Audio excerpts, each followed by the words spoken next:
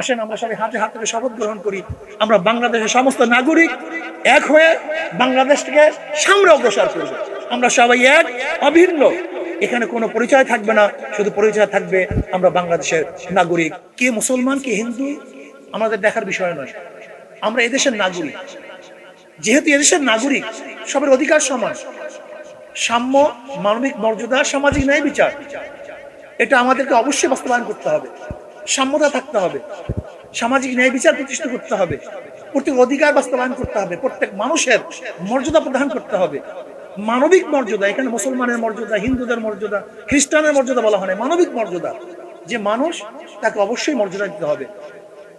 আমি যখন প্রেসিডেন্ট হাউসে প্রথম 5 তারিখে মিটিং এ গিয়েছিলাম, সবাই সবার কথা বলছে, কিন্তু ফার্স্ট কিন্তু আমি বলেছিলাম সেফটি ফার্স্ট। আমি বলছিলাম সেফটি দেওয়ার দরকার, আমাদের হিন্দু সম্প্রদায়কে অবশ্যই সেফটি দেওয়ার দরকার। যখন বাংলাদেশের মানুষ চিন্তাও করতে পারে না হিন্দু মন্দির পাহারা দিতে হবে, তখন ইসলামী আন্দোলন বাংলাদেশের নেতা কর্মীরা প্রত্যেকটা হিন্দু মন্দিরে অবশ্য চলে গেছে। যেটা আপনারা বলছেন যে আমরা চিন্তাও করতে পারি নাই, কারণ আমরা বুঝতে পেরেছি যে পরাজিত শক্তি এখন হিন্দুদেরকে ঢাল বানিয়ে দ্বিতীয়বার অরাজকতা সৃষ্টি করার চক্রান্ত করবে। এর জন্য এই বিষয়টাকে ইস্যু করার জন্য, আগেই সতর্ক থাকার জন্য, এই বিষয়টাকে নষ্ট করার জন্য, রদ করার জন্য আমরা আগেই সতর্ক ছিলাম। আজকে আমরা শপথ গ্রহণ করব, বাংলাদেশে হাতে হাত রেখে আমরা বাংলাদেশের নাগরিক, আমরা মুসলমান, হিন্দু, খ্রিস্টান, বৌদ্ধ সবাই এক হয়ে দেশটাকে গড়ব। এই দেশটাকে সামনে অগ্রসর করব, এই দেশটাকে সামনে নিয়ে যাব। এখানে প্রত্যেকটা মানুষ তারা অন্ন, বস্ত্র, চিকিৎসা, বাসস্থান, সব জিনিসের থেকে, সব দিক থেকে তারা সাম্যতা অর্জন করবে। সবার অধিকার সমান থাকবে। কে হিন্দু, কে খ্রিস্টান, কে বৌদ্ধ, এটা দেখার বিষয় নয়। আমি বাংলাদেশের নাগরিক, এইটা আমার মূল পরিচয়। যদি আমি বাংলাদেশের নাগরিক হিসেবে পরিচয় দেই, তাহলে আমার অধিকার সমান থাকবে।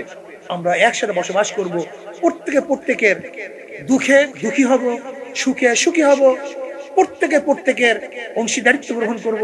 যদি এইভাবে আমরা বসবাস করতে পারি, তাহলে বাংলাদেশের বুকে বাংলাদেশ একটা স্বর্ণের দেশ হিসাবে আবির্ভূত হবে বলে আমি মনে করি।